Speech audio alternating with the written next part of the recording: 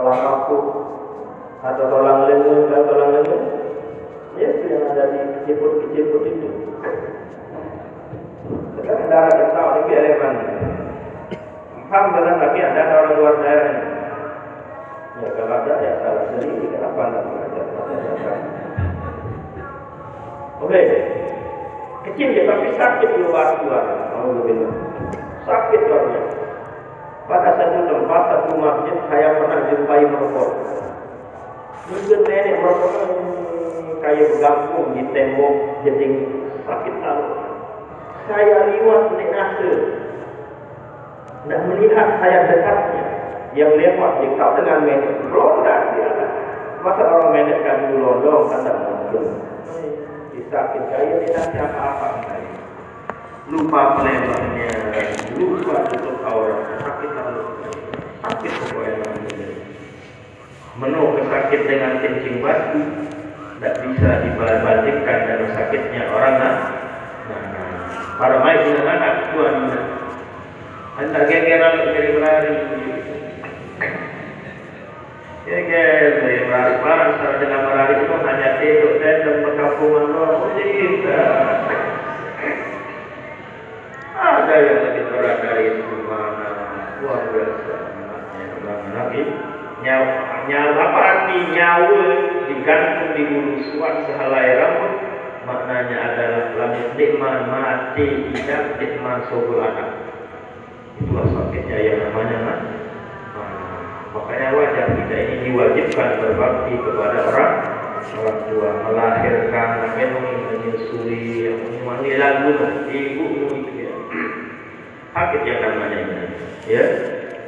Tapi begitu sakitnya, masya Allah, ketabahan sang ibu luar biasa. Tidak bisa dibandingkan kehebatan, ketulusan, kelembutan hati sang ibu dari sana. Nah itulah hebat wanita. Ibu jalan pada bersurga kalau ya. Nah seperti itu sakitnya orang yang dicabut nyawanya asyaddu min alfi warfi sayyidin, lebih sakit dari 1000 kali tebasan pedang. Berarti sakit, tidak tergambar. Ada riwayat lain mengatakan asyaddu min salasumi'ati sidri jildin, lebih sakit yang namanya dicabut sakaratul maut itu, lebih sakit sakaratul maut dari kulitmu anda kelupasin 300 kali dan anda rakus dengan beberok. Sakit dan malik sekarang sakaratul jadi tidak terbayang. Ibu sakit mati, wanita sakit. Ibu sakit mati. Begitu sakitnya orang sakaratul maut, tatkala dibantu dengan Yasin cepat keluar rohnya, entahlah sakit lalu jadi. Apa hikmah sakit? Orang tatkala mengalami yang namanya sakaratul maut, ulama-ulama tasawuf mengatakan itu adalah sebagai penebus dosanya. Dia jadi tebus dosa sampai berakal ke bawah dunia. Dia lagu dengan syarat sabar. Lagu-lagu menyumpah ya. Sakit pokoknya sakaratul maut. Mau tidak mau kita akan merasakan. Jadi tanpa pengecuali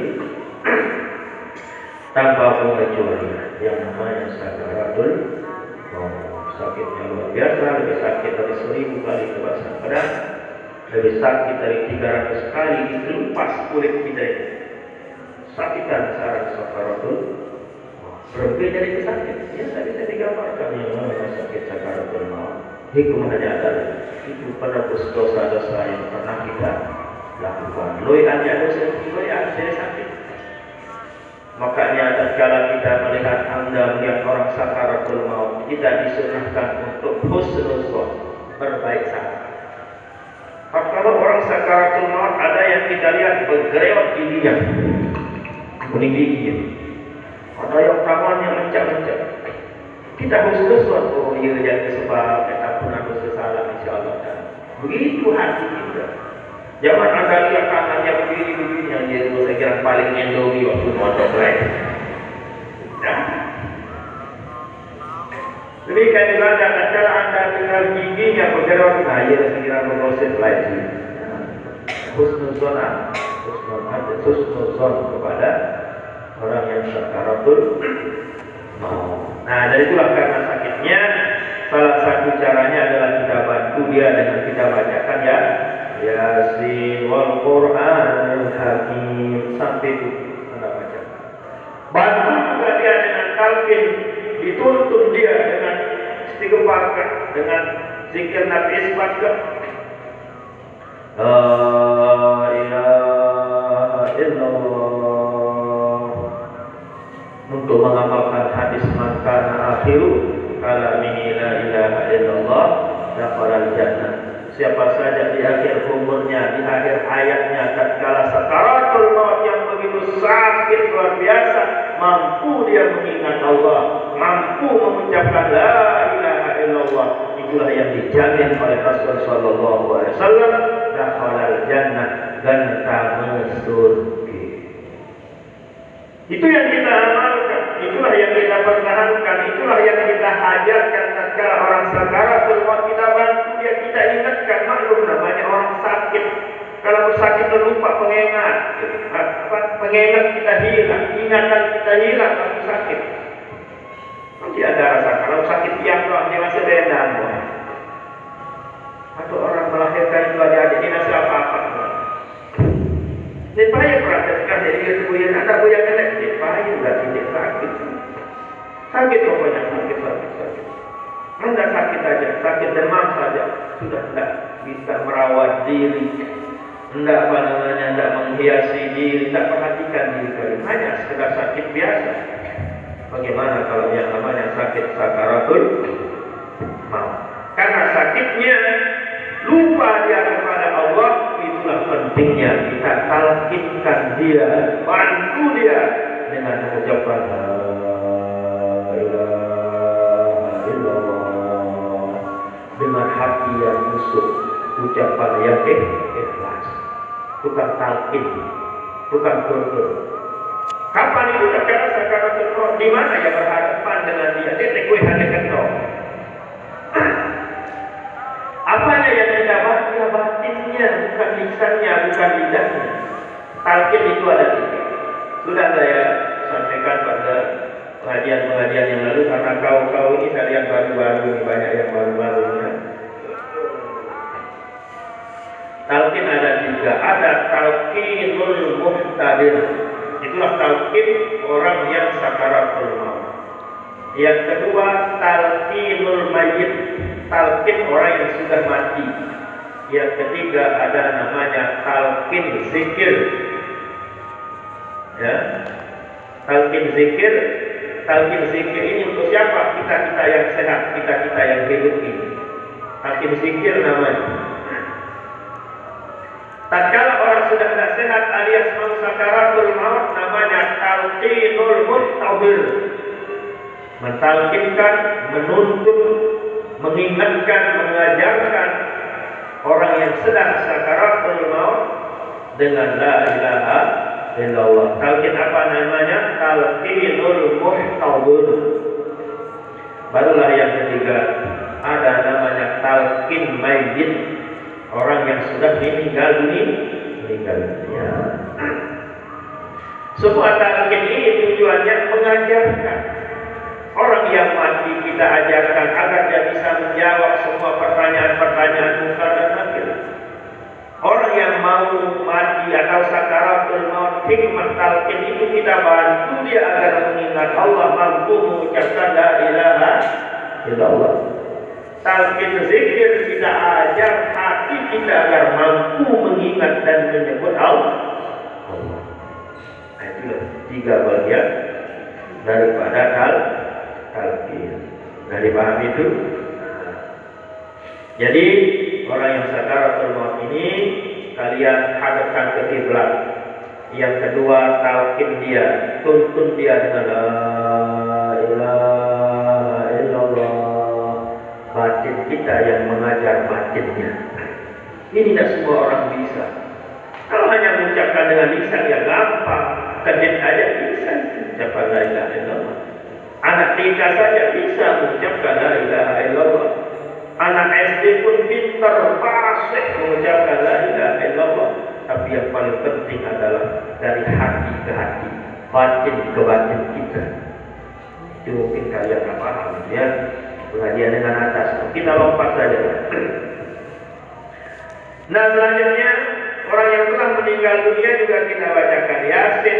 Kenapa? Karena Quran itu bisa mensyafaat, bisa membantu menolong orang yang sudah meninggal dunia.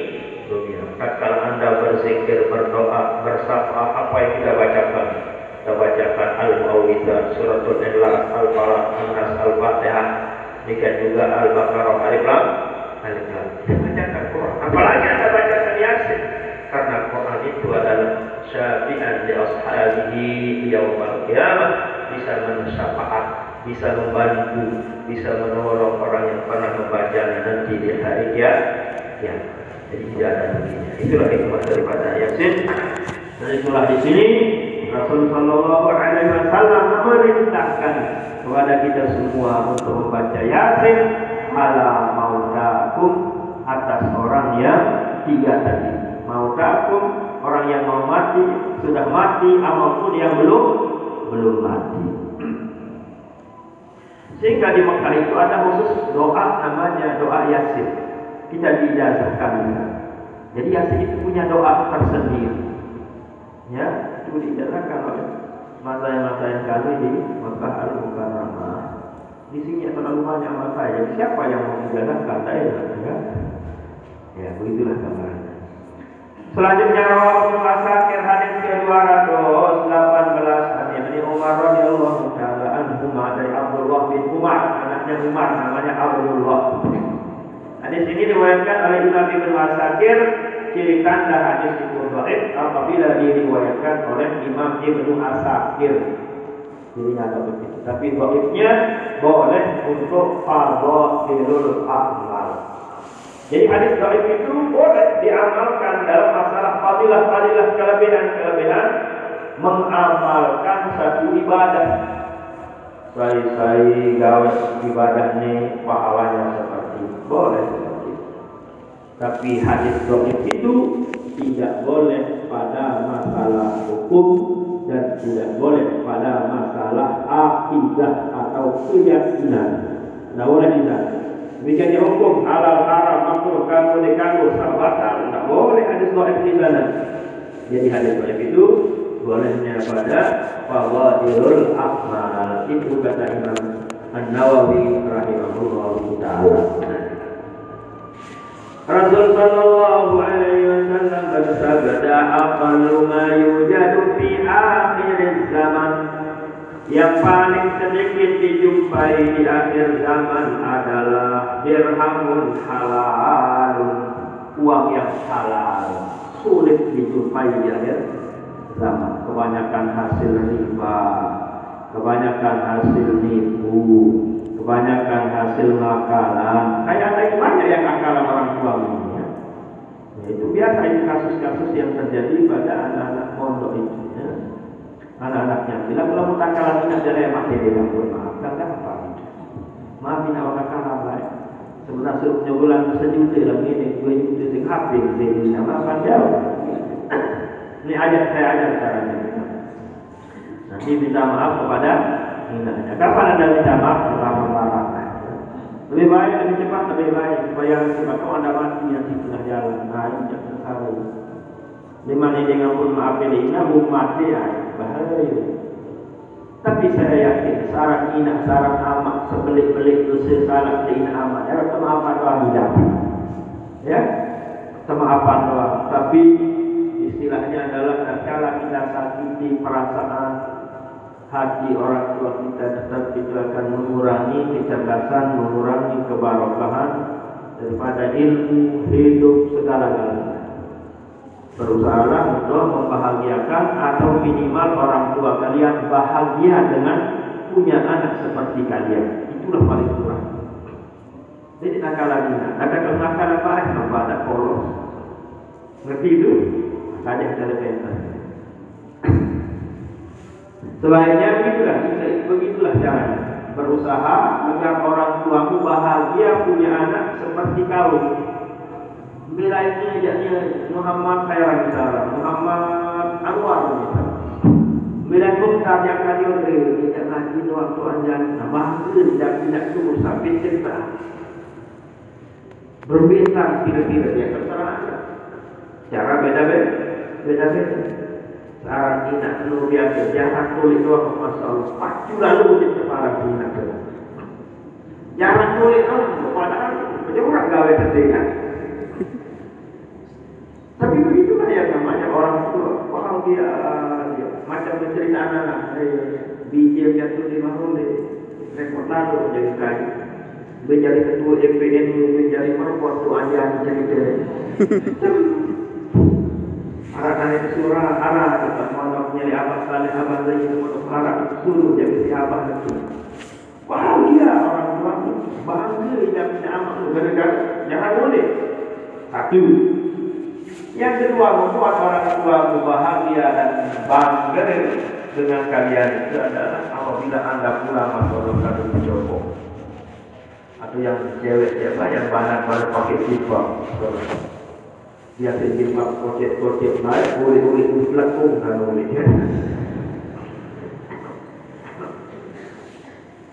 Atau biasanya dulu pakai pakaian biasa, pulang pakai gamis misalnya, pakaian orang berdiam gamis itu kan. Kayak gamis saya jubah ini kan pakai orang hamil ya. Karena orang-orang Arab itu kan dengan Arab ada koneksian dengan Arab. 5 bulan, 6 bulan ya. Jadi tidak bisa pakai sarung. Akhirnya pakai gamis. Nah itulah misalnya anda pakai pakaian gamis, pakaian orang hamil. Bangganya luar biasa, bahagianya luar biasa. Minat untuk melihat anda, masya Allah, pacul anak, gamis sebenarnya. Itulah contohnya. Pakaian itu menunjukkan anda pulang pakai kecopot. Bahagianya, yang sama. Tapi kalau boleh aja saja tu. Kecewa ini seperti itu. Maka dengan pakaian yang bersih, copong yang lengkap, pakaian rapi lah. Kalau kalian pulang, itu sudah bahagia. Yang ketiga, yang membuat bahagia orang tua kalian ketika anda pulang adalah anda bisa menampilkan dan menampakkan diri. Minimal mana-mana dia berbalik-balik. Kalau dekat mati lupa, mana sekali dia bersyukur kan? Loh, apa? Lupa. Bangga ini apa? Buya anak kembali kembali. Ya. Yang penting ada tonjolkan ini dalam bidang apa?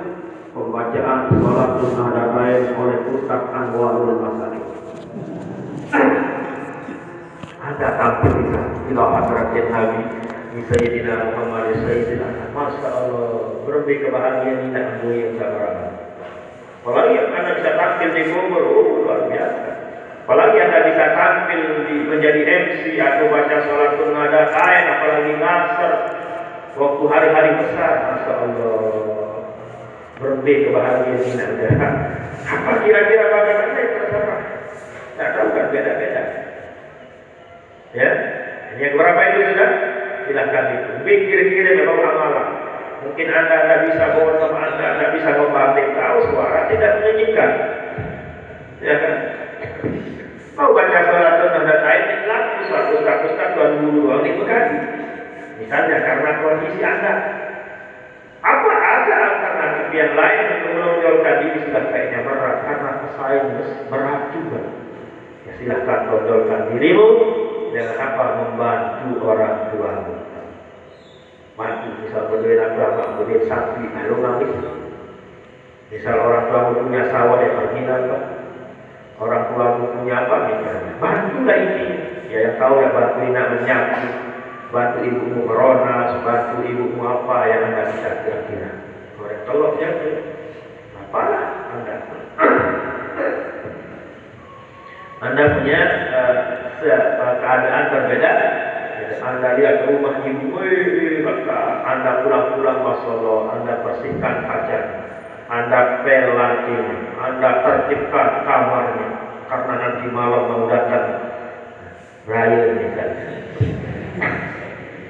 Bangga dan tidak. Yang penting ada kreasi lah.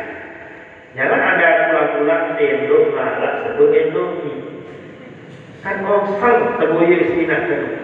Bosan orang tuamu melihat Anda mongot macu, subul lentik, di kamar boleh hati. Jangan pergerakan, punya gerak-gerakan. Nyapu leakmu bersih, halamanmu bersih, piringan bersih, rumah bersih. Ada apa namanya itu? Sarang laba-laba Anda bersihkan. Karena belak bersih, belak-belak yang ada itu menolak rezeki bukan dari kalimul muta'alim itu. Lihat di pondok nanti kalau ada yang belak-belak itu hilangkan. Atau di bawah apa namanya ini? Bawah meja atau bawah apa namanya itu ranjang bersihkan itu. Karena itu menghalangi datangnya rezeki. Pondok bersihkan. Tatkala Anda pulang ada karpet tak pernah dijemur, Anda jemur. Apa namanya itu batal tak pernah dicuci seumur hidupmu, cuci dia. Pokoknya ada kegiatan. Ya kalau kita yang laki ya seperti yang tadi itu.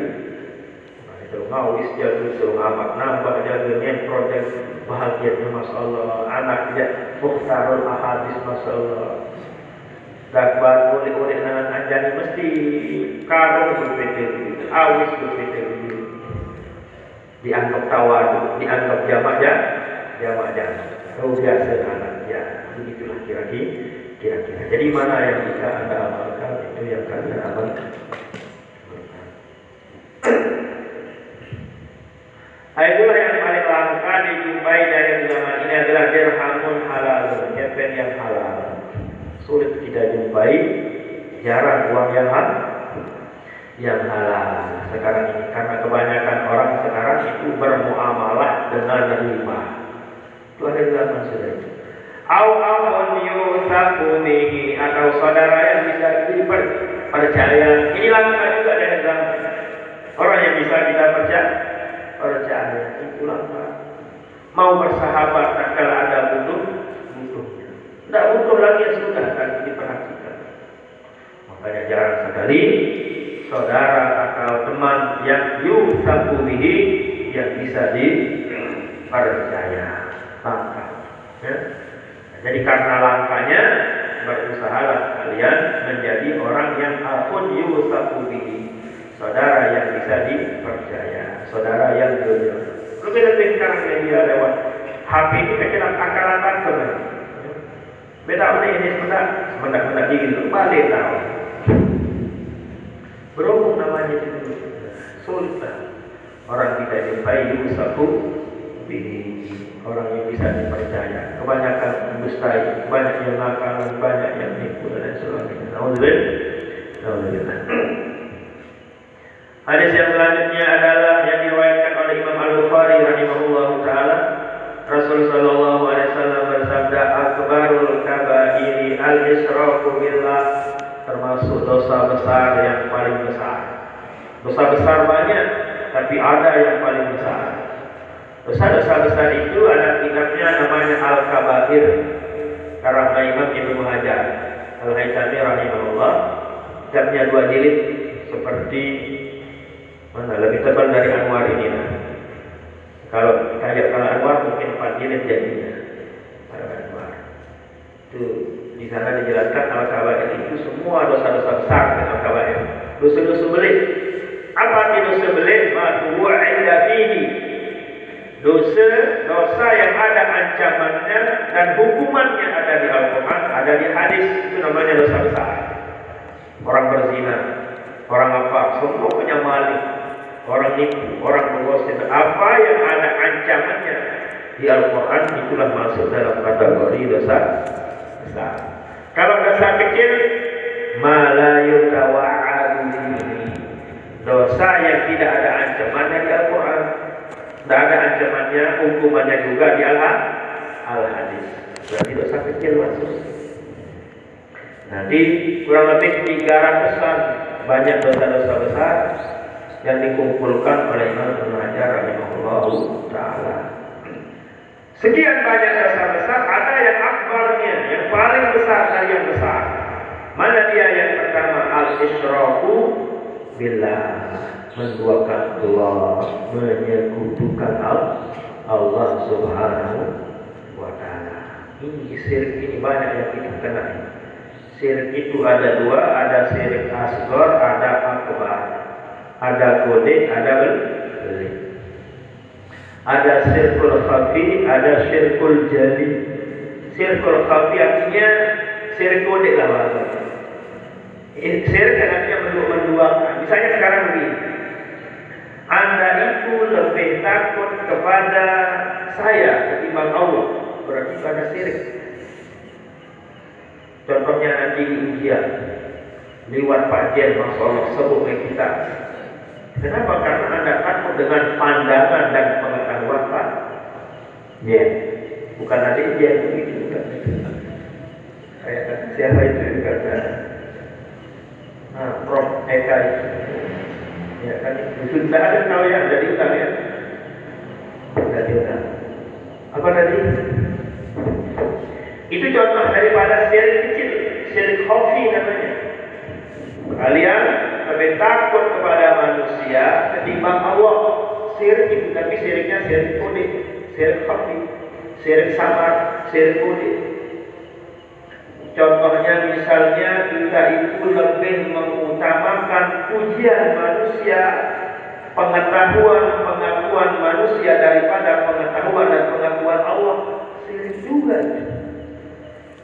Masih beda saja si batur, syirik juga. Makanya jangan syirik kan kata bahasa-bahasa. Lalu nenek tahu siapa kali. Kalau Allah sudah benar tahu kita berbuat baik, apalagi kenapa kita dipuji sama orang? Syirik kecil juga namanya. Tapi syirik yang kabir, akbar, syirik yang jali dan nyata-nyata itu adalah yang menduakan Allah Subhanahu wa ta'ala. Contohnya, saya tidak sehat dengan Allah, tapi saya sehat dengan obat. Syirik akbar, syirik jali, syirik nyata-nyata. Jelas itu? Jadi bukan hanya syirik itu hanya sujud ke patung, sujud ke matahari, ya tidak. Banyak contoh. Keyakinanmu adalah kau ada di dunia karena orang tuamu, bukan karena Allah. Syirik. Saya kenyang dengan nasi, bukan Allah. Syirik besar. Yang memberikan kita kenyang Allah syarat sebab nasi. Yang memberikan kesembuhan Allah syarat sebab obat. Yang memberikan ilmu ya Allah syarat sebab guru. Barokah dari Allah, bukan dari guru. Barokah itu dari Allah, syarat sebab ditularkan, disalurkan melalui imam-imam, melalui guru-guru, melalui masyarakat. Memang barokah dari Allah Subhanahu wa ta'ala. Itu namanya syirik. Selanjutnya adalah waqatlun nafsi, membunuh orang. Kalau menghalalkan membunuh orang itu dosa besar. Nauzubillah. Membunuh orang ini banyak, termasuklah aborsi namanya. Tahu aborsi? Aborsi itu adalah menggugurkan anak. Biasa aborsi itu menggugurkan anak dilakukan oleh orang-orang yang kecelakaan. Kalau istilah medis itu kecelakaan. Kecelakaan artinya yang hamil di luar nikah. Ya kecelakaan kalau bahasa medis itu ya. Kalau bahasa dokter bukan kecelakaan, artinya ya belaperan. Gimana itu? Kalau kecelakaan, nah, berarti itu hamil di luar nikah. Itu yang biasa melakukan aborsi, menggugurkan anak dengan sengaja, dengan cara apapun, minum obat, kelebihan dosis misalnya, atau memasukkan pil obat melalui vaginanya, bisa keluar anak. Juga termasuk aborsi. Itu termasuk dosa besar. Ini itu biasa ya, pelakunya dokter-dokter yang ahli medis, oknum-oknum medis yang melakukan bayar mahal. Saya biasanya orang-orang yang hamil di luar nikah. Itu panjang, itu bahasa tentang aborsi, mungkin nanti waktu lain aja saya bahasnya. Yang namanya aborsi itu intinya membunuh orang, itu tidak mesti gorok orang maksudnya. membunuh orang dengan cara aborsi, membunuh orang dengan dengan suntikan, bisa juga eutanisia namanya dalam ilmu medis seperti itu namanya. Eutanisia itu membunuh orang pelan-pelan, lewat makanan bisa, lewat injeksi bisa. Ya, itu punya pembahasan khusus dalam ilmu medis. Itu materi-materi yang sudah saya ajarkan dulu di kesehatan. Karena kebetulan saya pernah menjadi guru agama 7 tahun, dosen agama 7 tahun di Akademi Perawat Nusa Tenggara Barat yang ada di Sakrit. Tapi karena sudah ditutup, ya nganggur saya ini. Ceritanya dialihkan ke Sumbawa itu oleh Bapak Bupati. Ya karena kan gubernur, kan gubernur jangan dalam Sumbawa jadi gubernur kan baik jadi Lombok. Siapa yang bisa dia punya Lombok sekarang ya. Jadi saya pernah membaca ini, mengetahui, memahami tentang aborsi maupun eutanisia ini. Itu biasa di mahasiswa medis, itu mahasiswa akan presentasikan makalahnya, materinya masing-masing. Jadi banyak tahu lah tentang hal ini, masalah kotlon nafsi ini. Begitulah ceritanya. Tapi hindari semua itu ya. Mana sebaiknya bagi orang yang hamil di luar nikah? Sebaiknya biarkan. Dosanya satu, dosanya zina saja. Tapi kalau dia bunuh, dosa berzina pasti dapat, dosa membunuh sudah jelas dan biarkan aja orang hidup. Siapa tahu besok menjadi tuan guru dia sekalipun ada zina. Kan yang salah siapa? Inaknya, calon inaknya, amaknya itu yang salah. Bukan salahnya apa, salahnya dia. Tidak ada salahnya. Cuma secara hukum fikih, anak zina itu dimakruhkan menjadi pimpinan, dimakruhkan menjadi imam, dimakruhkan menjadi pokoknya juga dari merokok, tukang azan, dari ustaz, makruh. Ya. Nah itu namanya ya intinya tahan diri lah. Ya kalau sering lalu silakan Anda menikah saja, tak apa-apa. Naragen kasih pondok orang di Mandunda sejahtera. Ya, bagaimana caranya adalah fa'alaika bisawmi. Adalah kalian berpuasa. Kalian puasa, bilang jeluh puasa. Lebih besok hari Sabtu, usahakan puasa sunat Arafah minimal. Pada hari Sabtu berusaha kita puasa sunat Arafah. Lebih baik lagi, lebih mulia lagi jika kalian bisa puasa dari hari Jumatnya, hari Tarwiyah. Tarwiyah puasa Arafah, puasa 2 hari semakin mulia. Puasa di hari Tarwiyah ya dosa setahun diampuni. Kalau Anda puasa di hari Arafah, dosa yukaffiru dzunubal madhiyata wal baqiyah. Dosa-dosa kita setahun yang lampau, yang kecil-kecil diampuni, digugurkan dengan sebab puasa. Demikian juga wal baqiyata. Sisa tahun yang akan datang pun akan diampuni berkat kita menunaikan puasa sunnah. Nah, silakan berazam dari sekarang. Bila perlu besok pagi juga habis bagus puasa. Semakin bagus Kamis puasa, Jumat puasa, Sabtu puasa. Paling kurang adalah hari Kamis. Saya dulu alhamdulillah dari aliyah itu Senin Kamis itu wajib hukumnya saya puasa. Ya, puasa terus saya hari Senin dan hari Kamis, tak pernah ketinggalan. Ya, demi apalagi hari-hari yang tertentu, hari Arafah, puasa-puasa Muharram, jelas saya lakukan. Ya, demikian juga. Kenapa? Karena demikian, karena menurut ilmu tasawufnya itu adalah itu salah satu cara untuk mengontak keberkahan ilmu. Nawiru qulubakum binuril jur. Siapa terangilah hatimu dengan cahaya lapar. Ilmu itu kan nurun yakzibuhu Allah Ta'ala fil qulub. Atau kata Imam Waqi, wa nurullahi la tuhda li'asi.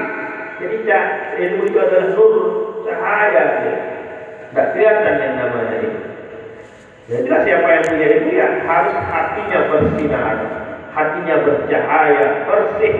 Salah satu caranya adalah nawwiru qulubakum binuril ju' dengan cara berpuasa. Bersehat sama puasa.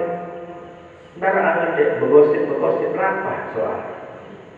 Angan deh ngat apa senyum terangkat dalam puasa kan. Ini lagi, tapi berkat kita berpuasa, hati kita menjadi bersih dan sebab hati yang bersih, di sanalah ilmu itu mau menghingga, mau diam pada diri kalian yang menunaikan ibadah puasa. Lalu besar diri ya, dan cerita, dan besar ya.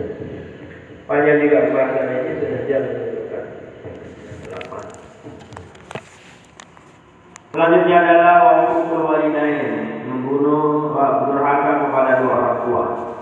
Juga termasuk barul kabair. Apa arti waqtul walidain?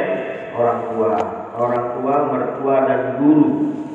Siapa yang durhaka kepada gurunya, orang tuanya maupun mertuanya, itu yang termasuk akbarul kabair, dosa besar di antara yang paling besar di antara dosa-dosa yang besar. Jangan durhaka kepada orang tuanya, jangan durhaka kepada gurunya. Kalau mertua kan belum, tapi kan nanti pada satu waktu kalian punya mertua. Wa qauluz zuri, ucapan-ucapan yang dusta. Ada orang zur yang berdusta, nakalan, itu juga termasuk akbarul kabair. Insyaallah nanti kita melanjutkan aktiru bisul maut. Hadis ke-220.